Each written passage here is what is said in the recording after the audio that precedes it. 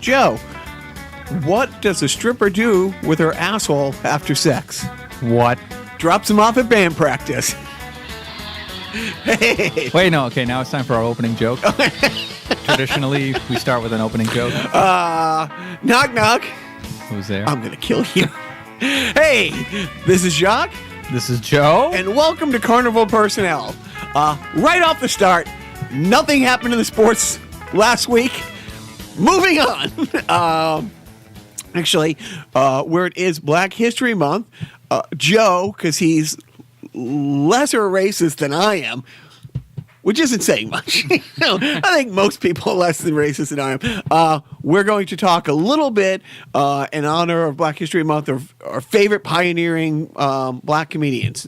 You got?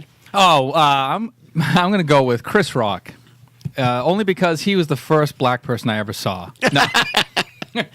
No, just growing up, his comedy hit at the right time for my generation.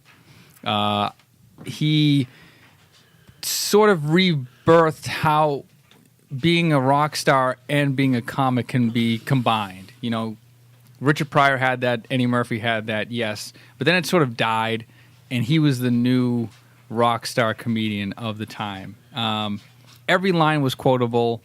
It was well done. He was very well spoken, considering he's a black comedian. I'm not editing any of this up because I don't care anymore.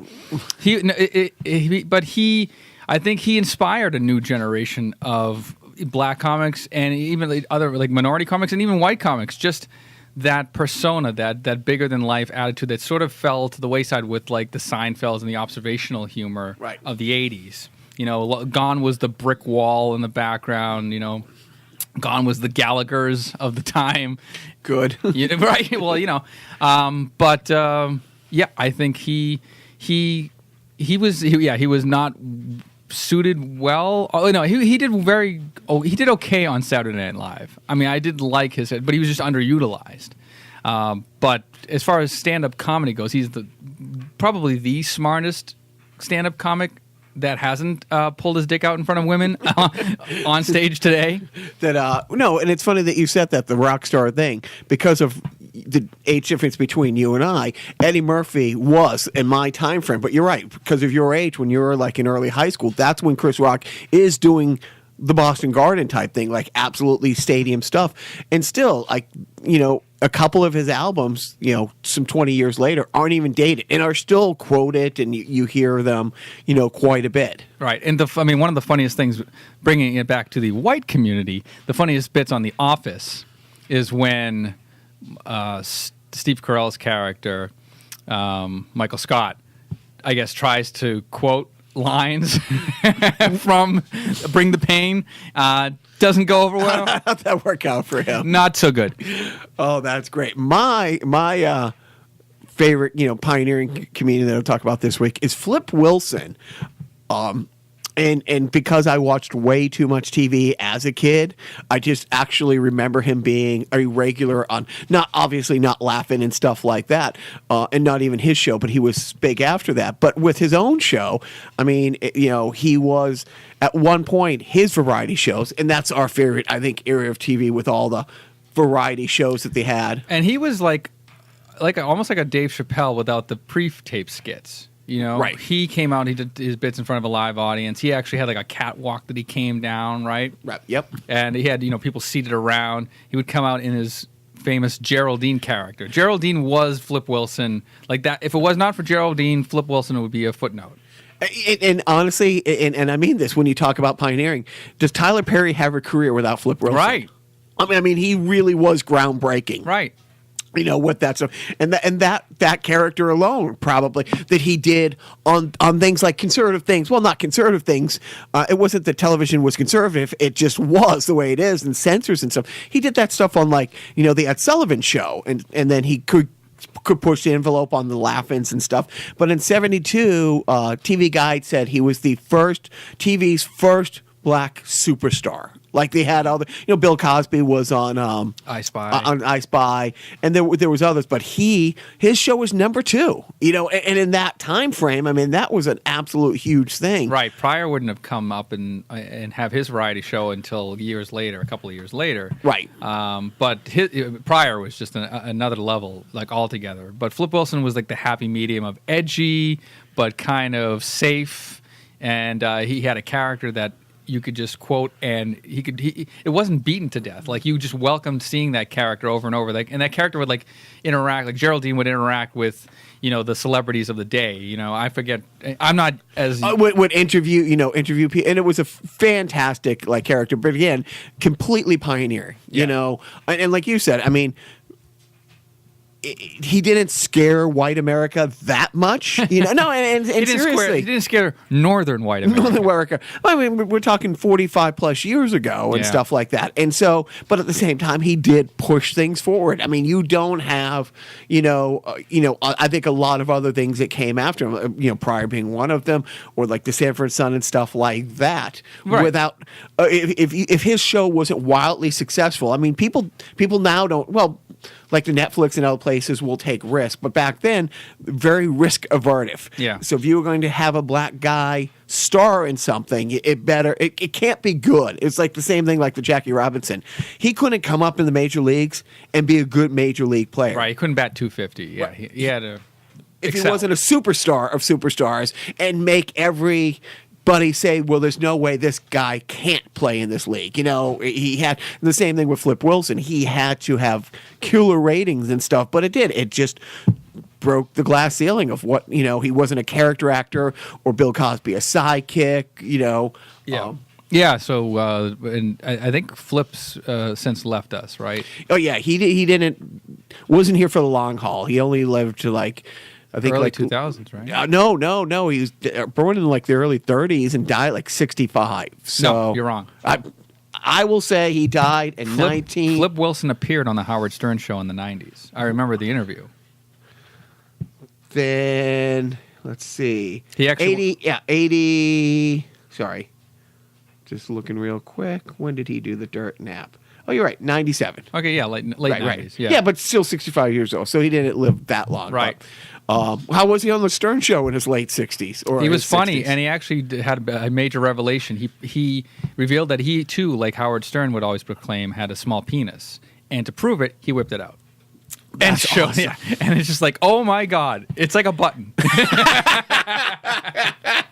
He's not kidding, folks. Remember the good old days when comedians could just whip their penis out? Right. Well, in Flip's defense, they asked. And he gave. Well, there you have giver. it. He was a giver. So yeah. So enough of the comedy. Let's get to really bad, awful, tragic news. Joe, The tragic news with Jacques.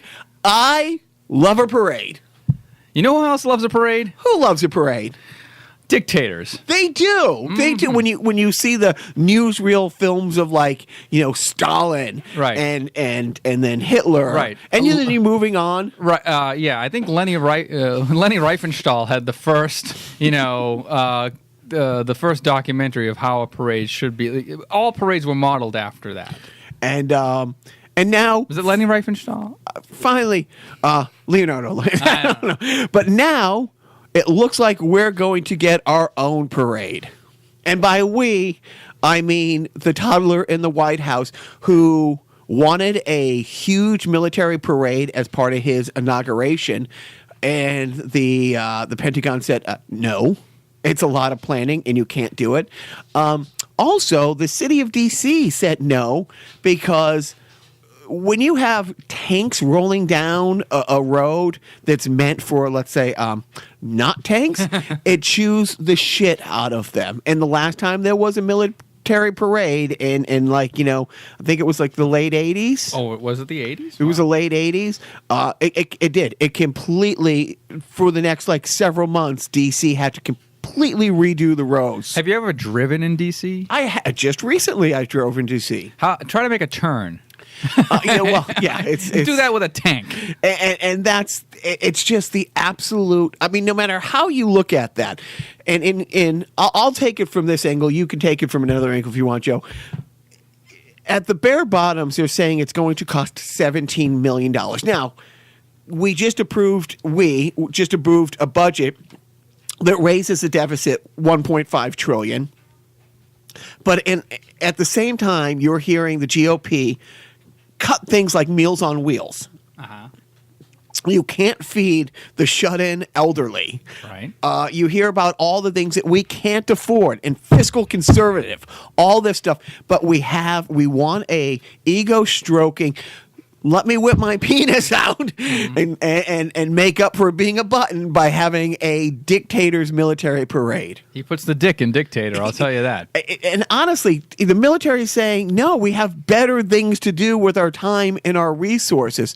And nobody wants this, but of course, nobody's telling the toddler no. That's not true. Mike Pence wants it too. Mike Pence does want it. So, yeah. So, and I guess he won it for his inauguration. But then when he went to Saudi Arabia, there was a military parade. When he was in France, there was a military parade. But that was a different kind of thing. But it was like their bicentennial or some big planned out thing. Not a parade, just to have a parade. And it's funny because just coincidentally, we got home the other day, and just to have something on in the background, one of the 50 movies I watch over and over, it was Batman vs. Superman. And it's really funny. It came to the scene, and I paused it, and I had Ellen and the boys, there, and I said, "Okay, this came out 2 years ago. Listen to this." And Lex is explaining to a senator that his father grew up in East Germany. Lex happened upon a big piece of kryptonite that he wanted. He had a small piece of kryptonite. He was explaining he has a big piece of kryptonite he wants to import in the United States. And the senator's like, why do we need this? It's like, we don't, for national security. It's like, no, for planet security. And they're like, well, Superman's the only person flying up. Anyways, it's a whole backstory. And Lex starts explaining. It's like, you forge a silver bullet hoping you never need it, but it's nice to have the silver bullet. And he starts to explain, my father grew up in East Germany, and every 2 weeks had to go to a parade and wave flowers at a reviewing stand, passing by dictators. If we have this will keep our children from having to wave at a reviewing stand and a forced military parade. So what you're saying is that we have to find like a vegetable because that's Trump's kryptonite? Kryptonite, yeah. Anyway, but no, it's just ridiculous that it's like, the absurdity of these. My dad had to grow up in the Soviet bloc thing where they have these military parades for show and pomp and stuff like that. Speaking of pomp, we'll get to that later. The every 2 year display of pomp and opulence that I wholeheartedly oppose on principle. And yeah, I'm a big whiny libtard prick.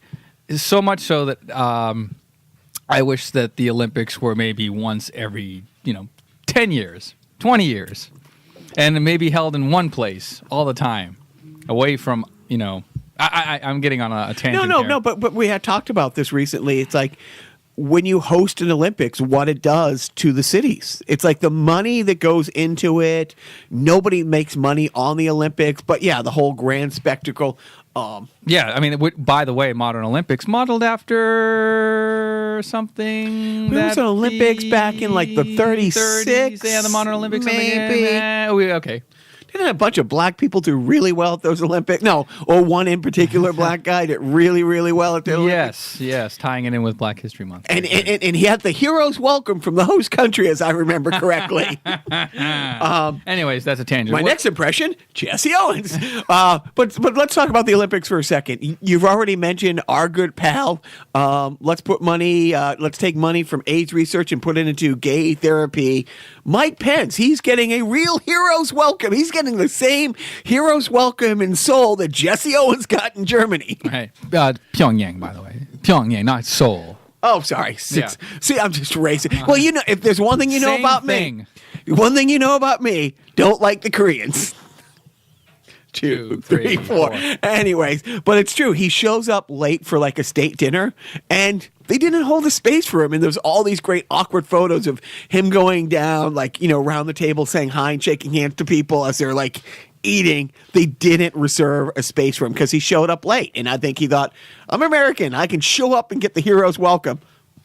A bunch of athletes have really publicly come out and said, yeah, I'm not meeting with this guy. A couple, one of the figure skaters, I'm blanking on his name, said flat out, it's like, this is a guy who did, in his budget as governor of Indiana, took money out of AIDS treatments and research and put it into wanted to put it in gay therapy. His budget didn't pass.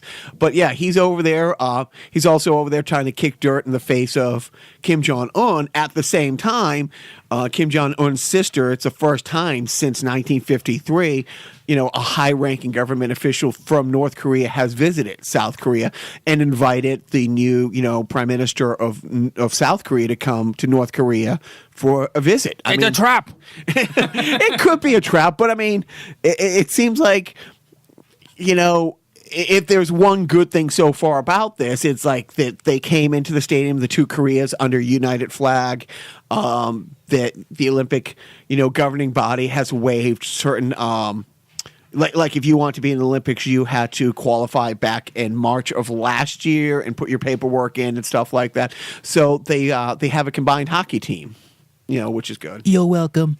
Yeah, exactly. So no, I mean, but the only interesting thing about the opening ceremony is in the summer ceremonies 2 years ago, there was the athlete that I sent you the information on from Tongol. Oh right, yeah. And he won the opening ceremonies 2 years ago.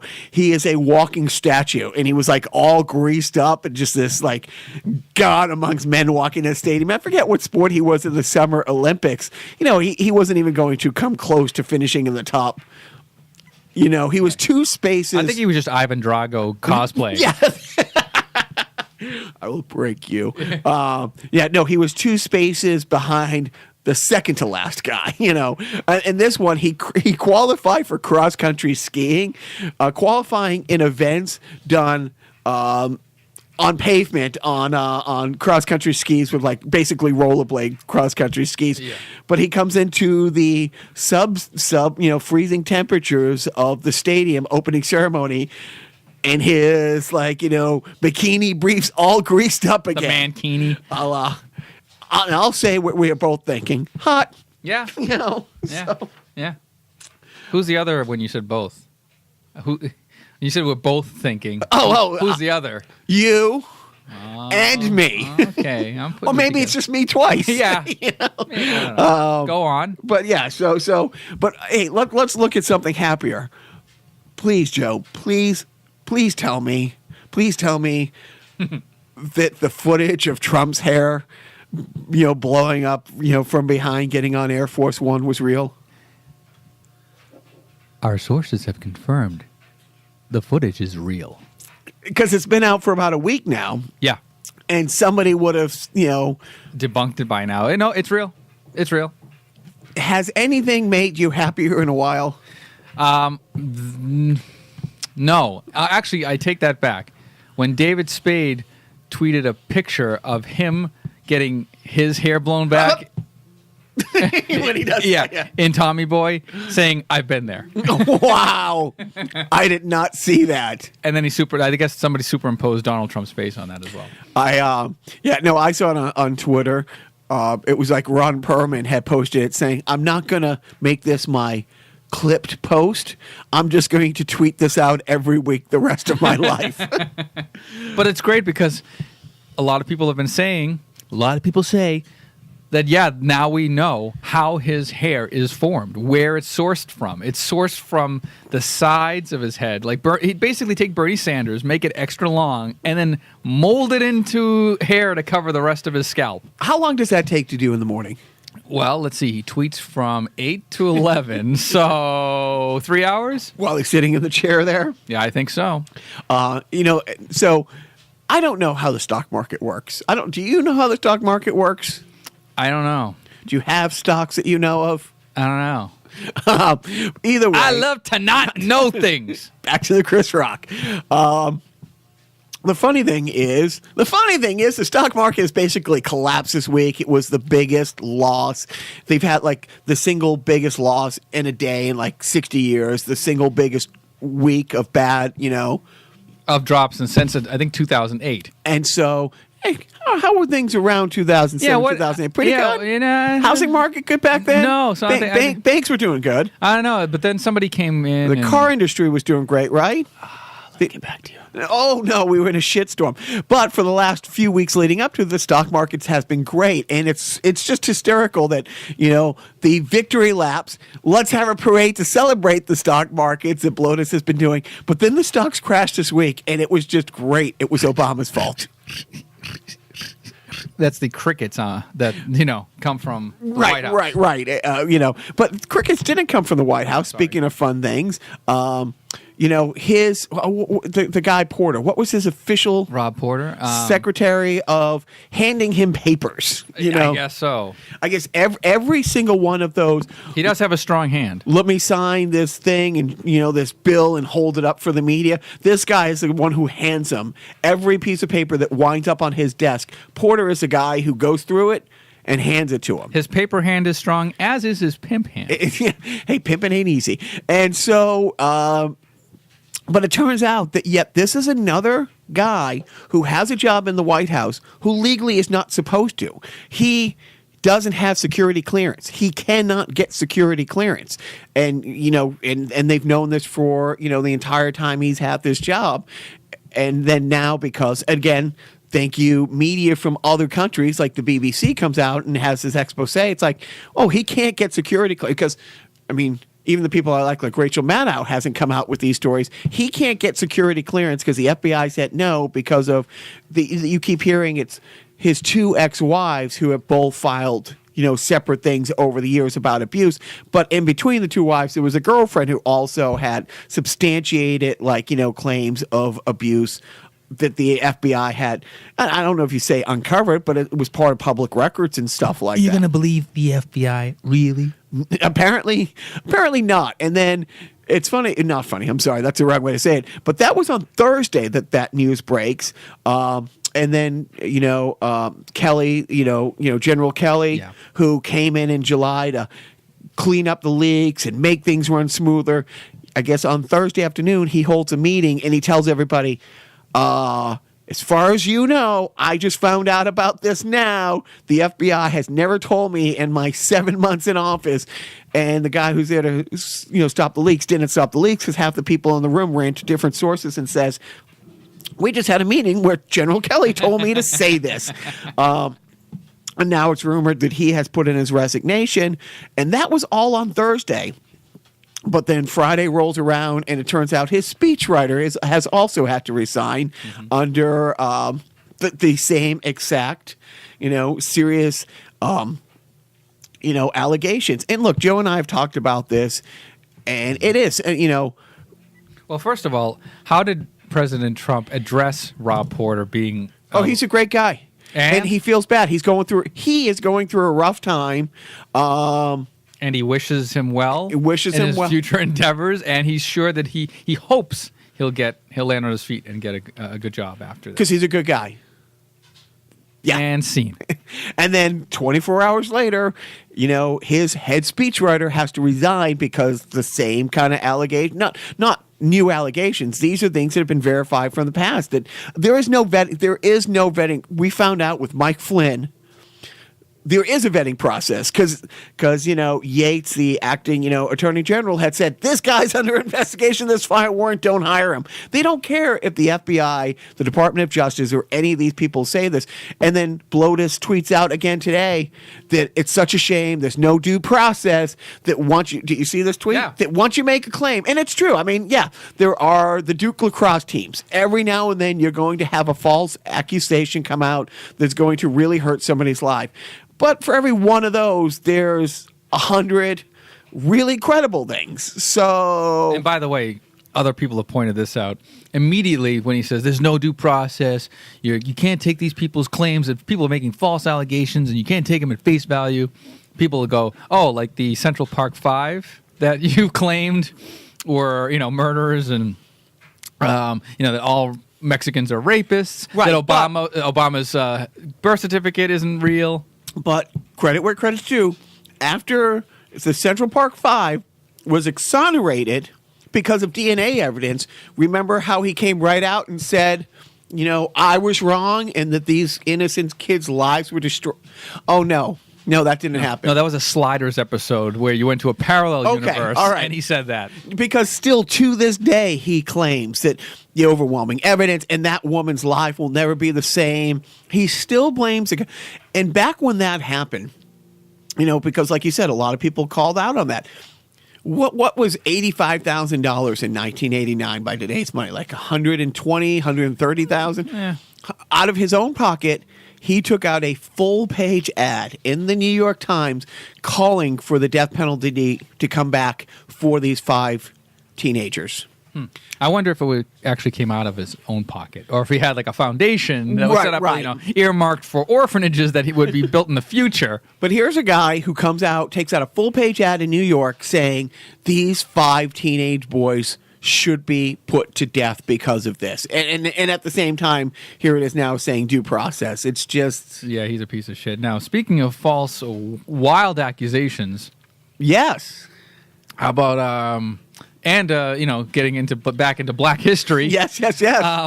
Quincy Jones had a startling interview with Vulture where he basically trashed the Beatles as not having really much talent. Like they musical talent. They were like a non-playing band. Yeah, he equated them with the Monkees pretty much. Yeah. He said that Michael Jackson stole like pretty much every song off of like Off the Wall and maybe Thriller. Not only did he steal all that, he wouldn't give any money to the people who actually wrote the song. Right, no songwriting. Yeah. Yeah, like the original songwriter should have gotten at least 10% and he didn't get, or 50% or whatever, and he didn't get that. But the thing that was almost glossed over, because there were other shitstorm stories going on around this interview when this broke. But before you tell that, I mean, he did throw shade at everybody. Like, well, not everybody. No. Go on. You tell the people who he threw shade at. Well, Hillary. Yes. That she, it's like there's always been scandals around them where there's smoke, there's fire. Wouldn't throw shade around Bill Cosby. Yeah, that's cool. Little. He got a pass. Even Jimi Hendrix, he was like.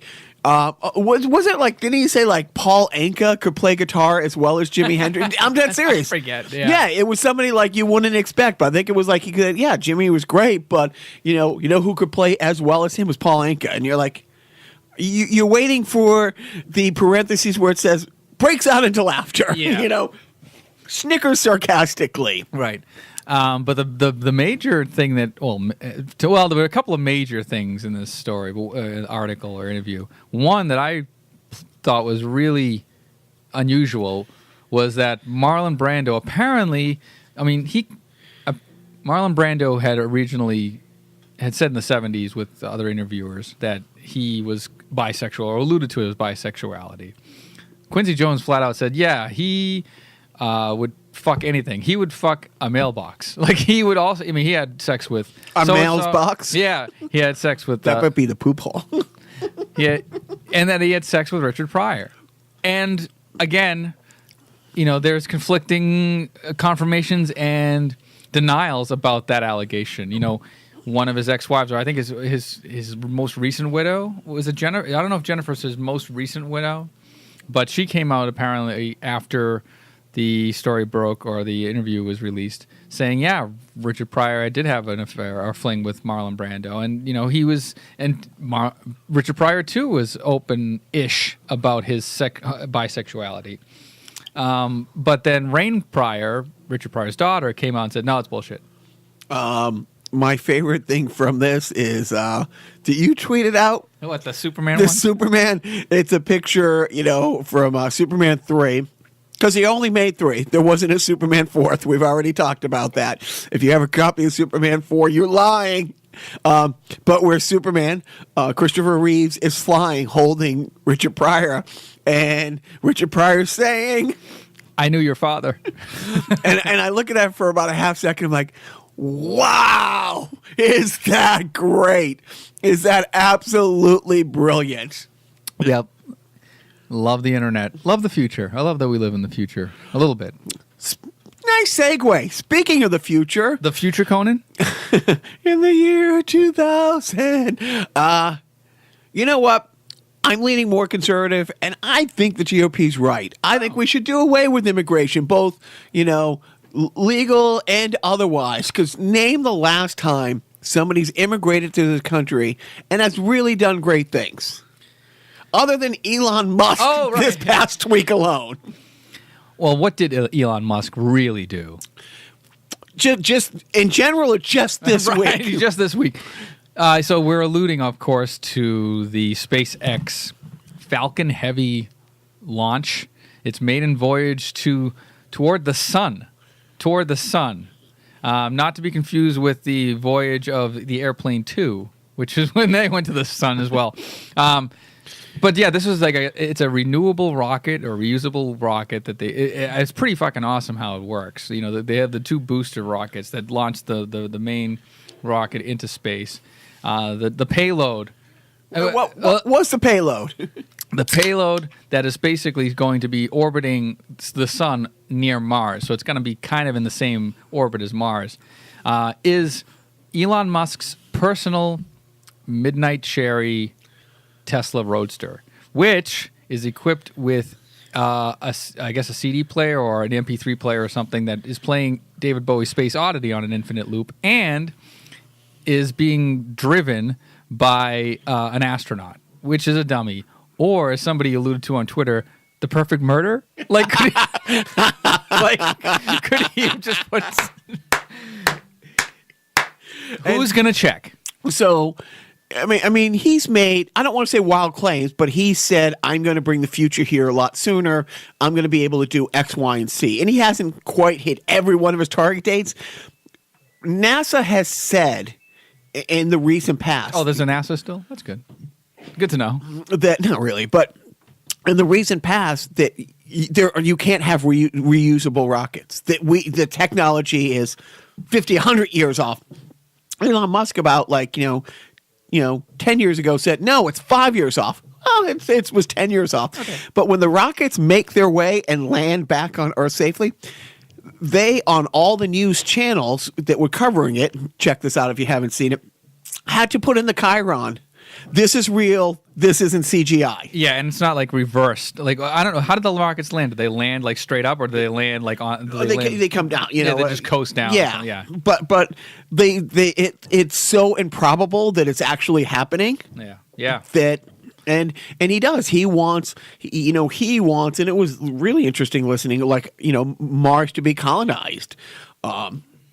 And basically before the Russians, they want 1 million people there, over the next 50 years, and explains it's other than just effing up this planet, if global warming was real or nuclear holocaust was a legitimate concern, But to be able to go back and forth, but it's absolutely amazing, Last year, I think you and I talked about this while we were talking about immigration. Last year or the year before.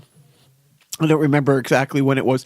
There are 28 public high schools in Massachusetts, or in the city of Boston proper, and 26 of the 28 valedictorians were either immigrants or first-generation Americans. And it's and so this week, you talk about, you hear all these things about closing the borders and it's just crazy, okay, now that every immigrant generation has contributed in building the country, Well, let's think about it. If we had closed the borders before those kids had the ability to go to our schools, then only U.S.-born citizens would have been eligible to have been valedictorians of those high schools. So those fucking immigrants come here and they took our job. So, yeah. Well, but, I mean, maybe we will need cheap labor to rebuild the roads in D.C. after they... Oh my, yeah. So, we will not bring up where Joe and I were together last Sunday when the completely changed. If anybody asks, we were at a glory hole. Okay, that's what. Yeah, exactly. And you know what? I don't care what side of the wall either. Draw your own conclusions. Yeah, there's 2 sides to every wall. That's what I say. And build that wall with a hole. Build that wall with a hole. Build that wall. And anyways. Fill that hole. I was doing Paul Lynde. And I was doing Charles Nelson Riley. Oh, you're on the other side of the wall. Thank you. Or, thank you. So I make no apologies. I will admit, I have become a big fan of the Dilly Dilly commercials, the Bud Light ones, and they've been on all this past since September. They've been running, and there's been a series. My 10-year-old likes it. My 7-year-old loves it.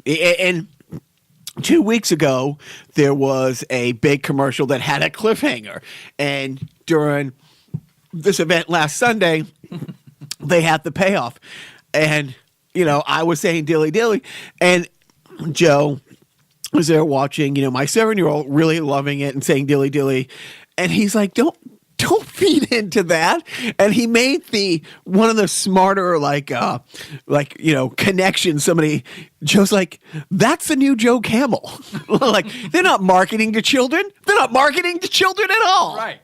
Yeah, exactly. This is we shouldn't have a family-friendly beer. That's all I'm saying. Dude, I mean, honestly, when's the last time you've even seen me have a beer? There's not beer in my house. I don't drink. And it's like, and yet here it is. My son is in love with a beer commercial. Ironically, I was drinking the beer that was being advertised at this event that we were attending. Yeah. But I wasn't. And it's like, but yeah, when he said that, and I've loved it the whole time. And then I'm like, oh my God. It's like, I even fell for it. Like I'm, You were, I've said it before and I'll say it again. Don't praise the machine. How do they keep up with the news like that? What a bunch of clowns. So what you're going to say is our upcoming defunct sponsor of the week is not a beer company, or not that beer company. No, it's not that beer company. Hopefully we'll have a defunct slogan, Dilly Dilly. I fucking hate Dilly Dilly. I wish I did. I wish people, it's like, it's a little too close to dildo. That's what I'm. Go on. I don't know what I'm talking about. Here's a defunct sponsor for you. The Mona Lisa has no eyebrows. Venus de Milo lacks arms. Chickens have no lips. Why ask why? Try Bud Dry. It's cold filtered for smooth draft taste and dry brewed for no aftertaste.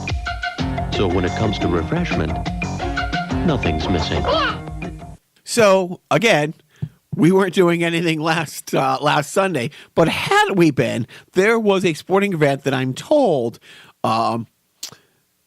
the half hour leading into last weekend's game was the most disgusting apology to angry white America that I've seen in a long time. And Joe missed it. And I told him, I don't know if you've gone back or seen or heard anything about that. I have not. But if you watched this event last Sunday, it was truly a half hour of, we're sorry that the Negroes kneel during your national anthem, Fox News, Watching America. Here's our apology letter. And, one of the apology things they had, it's like 25 veterans, all Purple Heart recipients to be part of this coin toss for this event that we have no knowledge of. And as they scrolled through them and talking, they had veterans from World War II or from the Korean War, from Vietnam, all the way up into that last fiasco of a so-called war, which I always thought you had to have two sides to ever fight. Every one of them white. Now some were white and some were really, really white. And then they had a choir sing God Bless. I mean, it honestly was the NFL going well out of its way to say, please keep watching. Please don't, please bloat us. Don't tweet something awful about, any of this stuff. And then the rest of the day went downhill from there. Well, don't forget that those opening Star Spangled Banner over the top displays of military might, like the flyovers over Gillette Stadium every week, all sponsored by the United States military. And the NFL got busted by that a couple years ago. The salute to service, the player of the game. I mean, and I've been on the other side of that. I've worked with the NFL at these events and stuff like that. And it's funny. You're taking dirty military money. No. I've had other Yeah. Actually, it's been laundered through the NFL, which is now a non-profit. My hands are clean. No, but it was interesting. It used to not be that. And what happened, and I remember going back I did an event with the Chicago Bears like 6-7 years ago. And after the flyover, the pilots, land, and then they come, it's about a half hour away. So they're there by, halftime. And talking to these pilots, and at the time, the military did it. The military actually did it. And there was this public outcry from, non-sport people, or just people saying, hey, why the fuck would we have a parade? Or the same people were like, why are we paying for this flyover? So what the military had done is pilots have to fly X amount of hours every week and do training things. So they would reroute, instead of flying on a Friday, they would take that off and do their training flying on a Sunday and coordinate the timing. But after that facade was like lifted, then it became this paid, this paid sponsorship thing. Yeah, so don't be surprised that the NFL, out of the kindness of their hearts towards the veteran loving public, which is great. You're supposed to like veterans and the military and stuff. How hard you suck their balls is maybe up to you, but regardless of that, don't be blinded by the white. That the military had nothing to do with this. Well, the other thing, and somebody pointed this out, I used to go to a lot of Kings games, and this is like 4 or 5 years ago, they really started this salute to services. They would have a soldier of the game. And they would bring a guy in, bring his family, show him on the Jumbotron, talk about, and it was always sponsored by, is it Norman Grumman or, it's not Raytheon, but it's like. Oh, like one of those military. Industrial complex machines. It's like, oh, he was wounded probably by something you built. Right. That you sold to the other guys. Yeah. Hey, but irony can be pretty ironic sometimes. So back to the sports of sports. I pointed something out to Joe that I should be ashamed of, but I'm not, and I should. It's I don't know if it's a cautionary tale. During the event that we were watching, I had so much stress and anxiety. Like I went outside a couple times because I thought I was going to throw up. That in itself is pathetic. But then I point out to Joseph, when my oldest son was born, it was a little, it was amazing. It was all this great stuff. But, when he came out kicking and screaming, I saw that one of his foot was jacked up. And instantly I knew what it was. It was a gift from Grandpa. My dad had a club foot. My brother has a club foot. My son does, So 3 generations of jacked up feet. The Club Foot Club. And, my dad went on to be a professional bodybuilder and a nationally competing roller skate dancer. Hey. Hey, this was the late 70s, Right. early 80s. So, Disco was it. If I squint real hard at Xanadu, will I see him? You could. And, but don't forget, I it was disco. It was the 70s. He didn't have any kids that he cared about. But he was an athlete. And one leg was jacked up because he didn't have the surgery until he was like 6-7 years old, but it didn't stop him from whatever. So 30 years later, when my brother was born, like how science and stuff and technology had come, my brother, is the athlete of the family. He was, all through like junior high and high school, like he had the body of a Greek god. I had the body of a Greek guy, but like played varsity football in the 9th grade. It didn't hinder him at all. So I knew, okay, so here it is. That's 72. This is 2007. I'm quite sure that we've come. And I was upset, don't get me wrong, but I'm like, this is fixable. This is going to be okay. And I realized to Joe, I'm like, I'm more upset over a game that I'm watching. And I'm more stressed about the long-term implications in my life than I was of my son's, birth boo-boo. Hey, there's no technology that's going to fix what happened during that whatever event we watched. No. Right. There is no technology. At least you had hope with your son's I did have hope that there was no Obi-Wan Kenobi. There's no hope. There's not a new hope. I'm done. But hey, at least we get to turn the page, and and we will. We're gonna have like Biv call in with the WHA this week in WHA history. Yeah. It's about time we put some other people to work on this podcast. But at least, honestly, The Bruins were doing great, so I'm able to turn the page. I'm not able to listen to sports radio at all. I love how this is the week or two. It's not quite spring training. The Super Bowl ended, so now it's almost like the news and the sports reporting starts to dust off like whatever other teams are available. Like, oh yeah, there's a Bruins, there's a Celtics. Let's look at them for a week. I mean, and the funny thing is, it's like because I was a sports radio junkie up until last Sunday night, like a good 14 hours a day digesting this stuff, and I'm on complete lockdown, which catching up on some Netflix stuff, catching up on some podcast stuff. I told Joe the other day, I'm listening to this podcast, and who was I listening to? Gilbert Gottfried? TV's Frank. Yeah, the It's Frank Conniff one, yeah. You're like, well, that's really old. I'm like, I've been binge listening. Yeah. But, while I wasn't paying full attention, on in the background and the Bruins went on a streak of most consecutive games with at least a point, but without losing in regulation since 1924. Wow. And then, after an 18-game streak, they lost a game in regulation and then went on to win the next three. So they, the same thing. And the Celtics have the best record and, in their conference right now. No, I guess I'll give a shit a little bit because I got a phone, but I can't. I still can't watch any TV. And even when I was listening to NPR, they're like, "Oh, today," click as soon as there's any hint of mentioning of the awfulness. I know. But speaking of that, speaking of things that don't make me want to pull the car in the garage and let the engine put me to sleep, brings us to our random video game review of the week. Oh, the best intro ever. It really is. Yes. Are you ready? Are you ready for some reviews? Video games, NES system. I'm done. Yeah. Oh, thank you. Oh, thank you. So Jacques gonna mosey on over to my Nintendo wall and pull off a game that I'm sure you give a shit about. It makes Jacques happy, so just play along. It really. Hey, where you get the Star Wars box?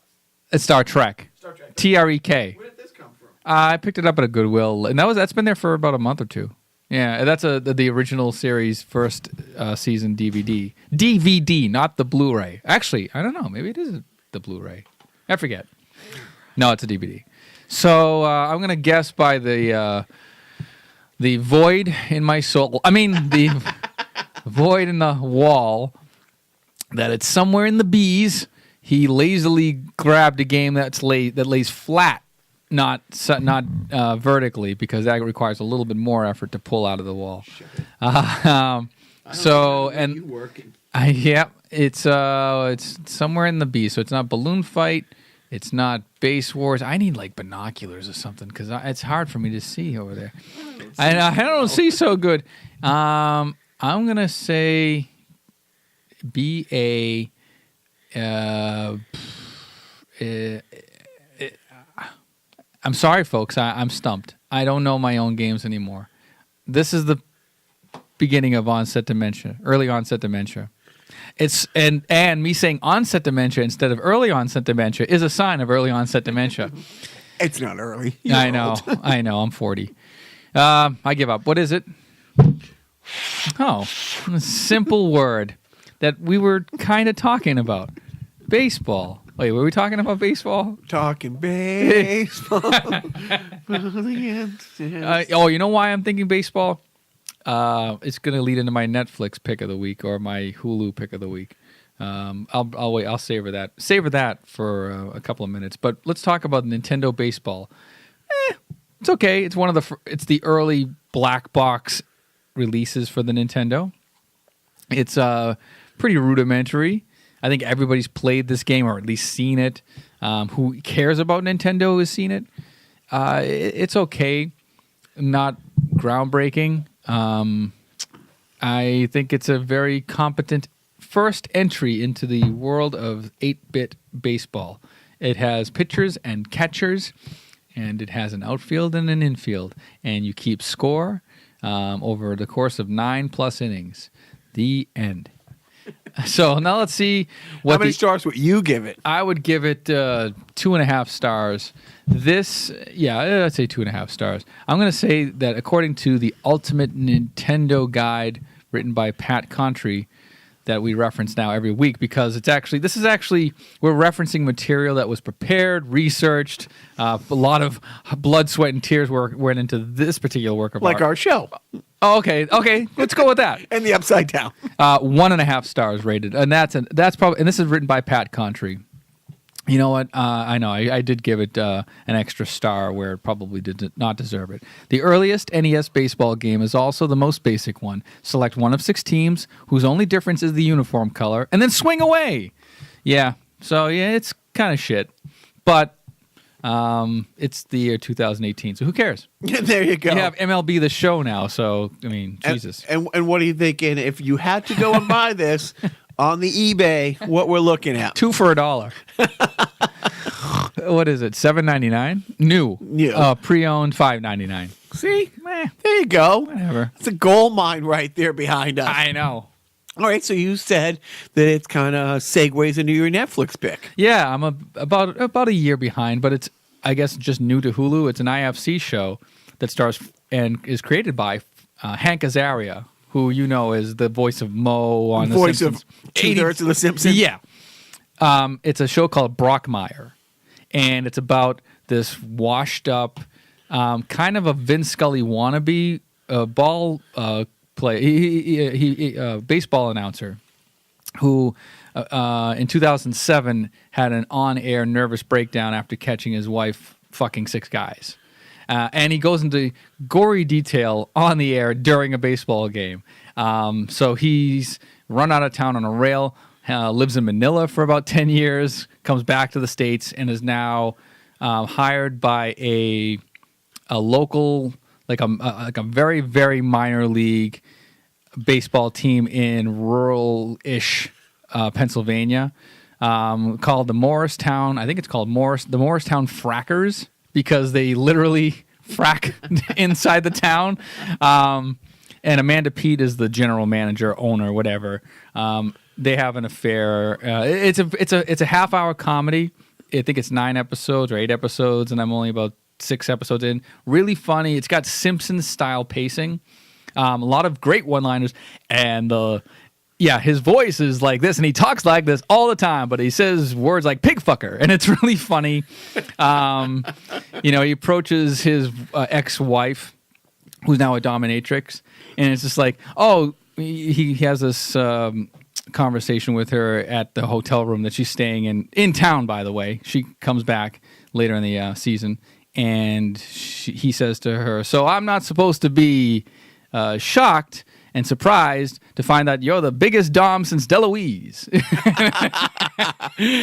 That's great. Yeah, and there's a bunch of great one-liners.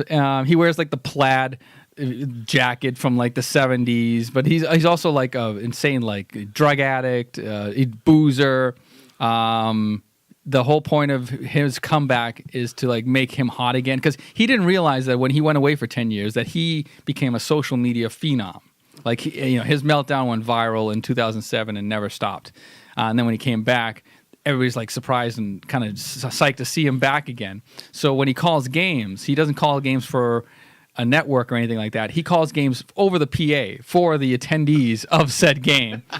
And it's great. It's just a funny fucking game. Funny game, a funny show. And I think it's coming back for a season 2. But Hulu, Brockmire, Hank Azaria, Amanda Peet. And yeah, good, clean family fun. You? And so because I'm not sad and angry enough this week, I stumble upon on Netflix a show called Dirty Money. And season 1 is 6 episodes. It is a really good investigative, drama on absolutely we all know how evil corporations are. But the first episode, for instance, is about Volkswagen and how Volkswagen went out of its way to cheat to get around the United States. Remember when there was that thing, what was that called? Was the EPA? Yeah. When it used to exist? Mm-hmm. And there was all these regulations about like emissions in cars. And it became this, they had a new car, they want to compete here. The problem with diesel is diesel, burns a lot dirtier. It burns, more efficient, but dirtier than regular gas. Do you like diesel? I don't know. Diesel nuts. He walked right into the propeller. Walked right into the propeller. Anyways, over the course of like, a good 5-6 years, like they're selling these cars, and it turns out that they were gaming the system, and it became one of these things where like a college was doing kind of testing on their own, found out that, oh, wait a minute, this doesn't make sense. On a I don't know what they call it, but when you have a car in a garage and you can run it, and the wheels spin like on idle. Well, no, like a treadmill for a car. Oh, right, and you're just running. So the wheels are, it runs at one rate, but in the real world, it has. For lack of better word, he kept calling it like a cheater in there. That, when it was run on something like that how cars are tested on, or like, just a round oval track, but in actual real driving environments, it wasn't, it wasn't past the limit. It was like 4 or 5 times past the limit. And gosh, every benefit of the doubt that could be given. And they go back to the history of Volkswagen. And look, I mean, all our tanks were made by Ford and on the assembly line. So, of course, any big German company and any big Japanese company made their war machines. You know what I mean? It doesn't mean that, Volkswagen's bad because he made the tanks for Germany, or I don't know if it was Toyota or Honda that actually made the Zeros, for Japan. Yeah. But Volkswagen had a dubious history. They working with Henry Ford, developed their assembly line. Like literally, they went back and forth, and the Volkswagen plant is still today the biggest single plant of any kind. It doesn't matter what you're making in the world, and this whole town is built around it. But they got, busted big time. And every chance they got to right the wrong and come clean, like my friend John the lawyer always says, apologize, admit guilt, keep the money.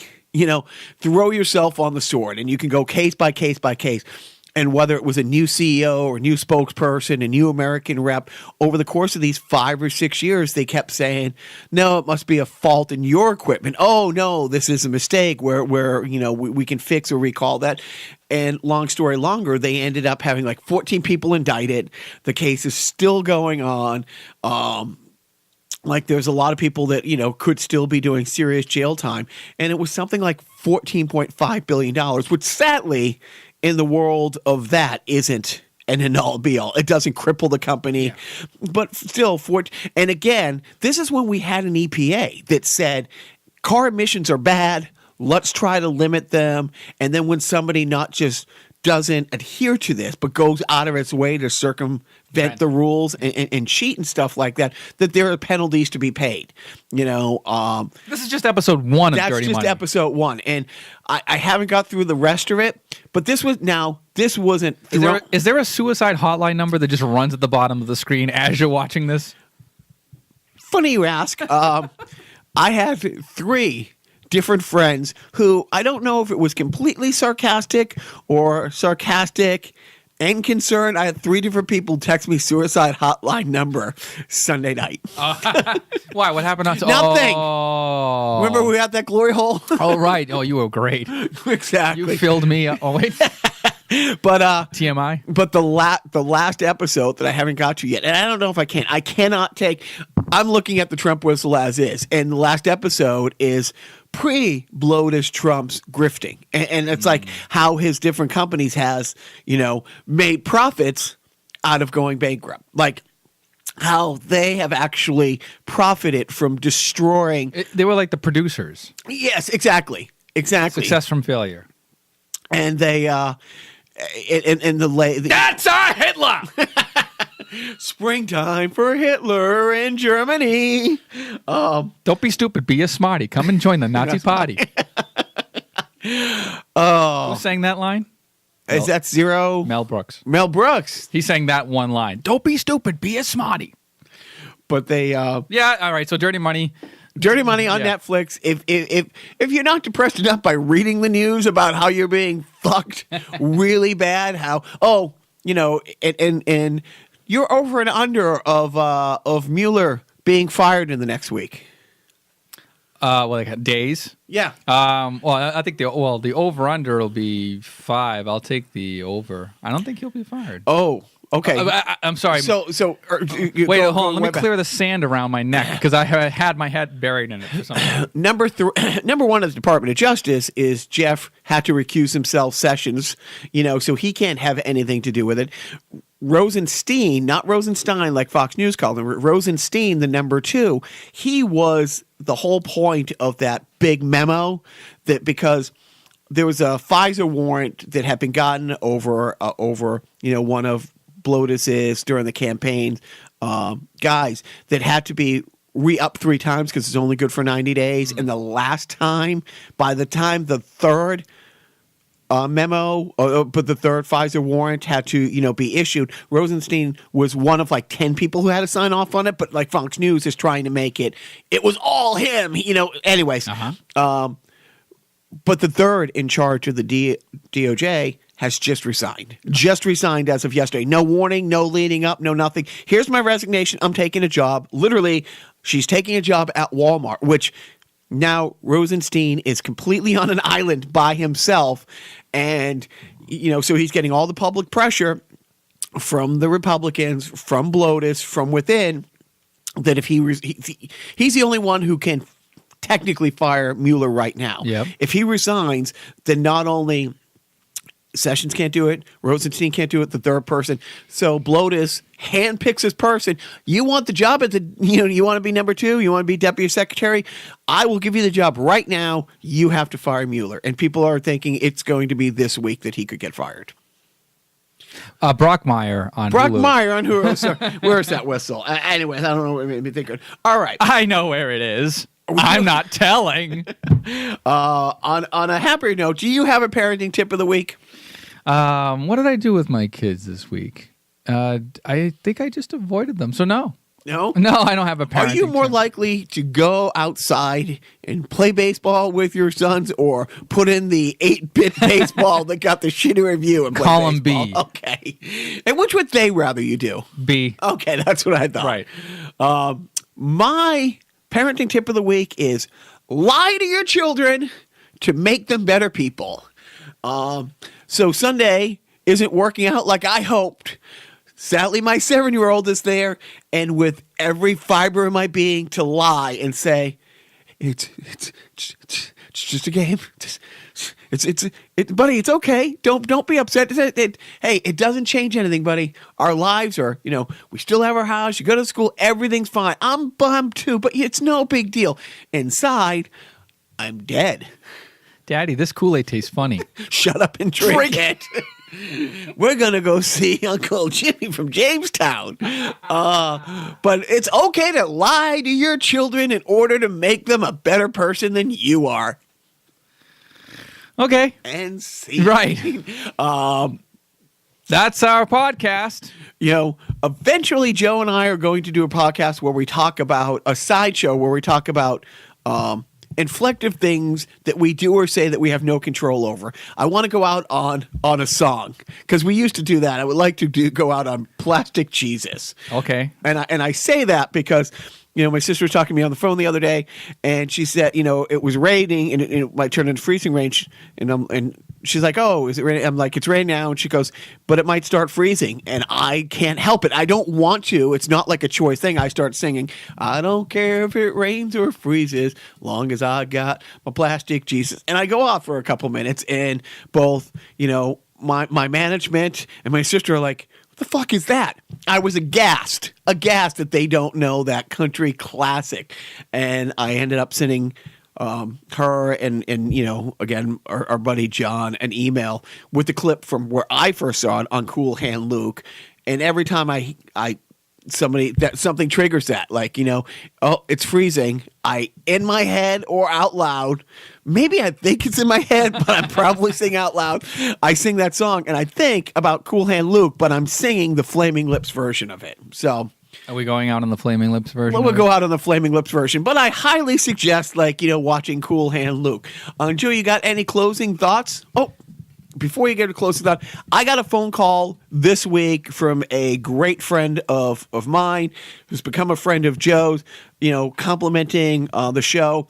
Even if we get compliments or, hey, the show sucked, please keep either tweeting at Joe, tweeting at me, Facebooking, the show at Carnival Podcast, because honestly, the feedback is great. But it made my day that, hey, you guys didn't fuck up that lampoon thing completely. Yeah.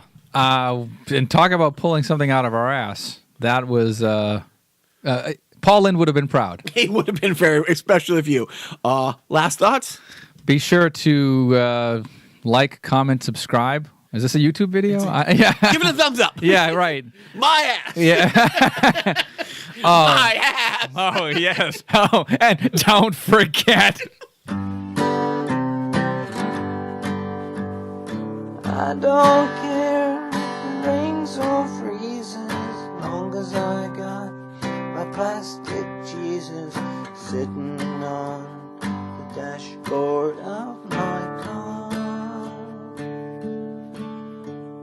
It comes in colors, pink and pleasant, glows in the dark, 'cause it's iridescent.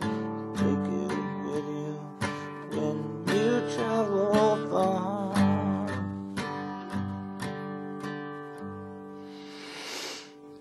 Get yourself a sweet Madonna, dressed in rhinestones, sitting on a pedestal. My bologna shell. Go